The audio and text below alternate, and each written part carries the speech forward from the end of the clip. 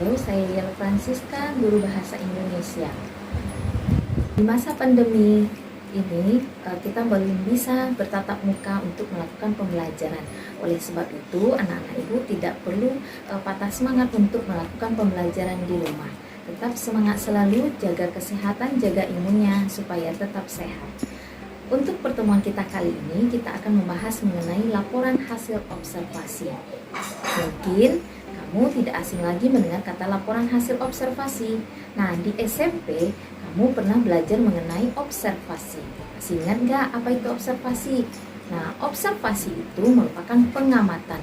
Jadi, laporan hasil observasi suatu pengamatan yang kita lakukan. Kemudian, kita tuliskan dalam bentuk sebuah tulisan. Jadi, apa itu laporan hasil observasi? Laporan hasil observasi merupakan teks yang berisi penjabaran umum atau laporan hasil pengamatan secara detail. Nah, untuk laporan hasil observasi itu bisa kita gunakan, yang kita observasi itu adalah tumbuhan, hewan, tanaman, bunga, dan yang lainnya. Nah, jadi kamu mungkin pernah dengar yang teks deskripsi dengan teks laporan hasil observasi itu berbeda. Nah, kalau teks deskripsi itu menjelaskan secara khusus, kalau laporan hasil observasi penjelasannya secara umum. Berikut contoh teks deskripsi. Nah, teks deskripsi yang menjelaskan atau menggambarkan suatu objek. Nah, yang bersifat khususnya seperti saya memiliki seekor kucing. Kucing itu saya beri nama Hitam karena kulitnya berwarna hitam. Saya sering memelihara seekor kucing, tetapi kucing yang saya pelihara sering mati karena memiliki penyakit.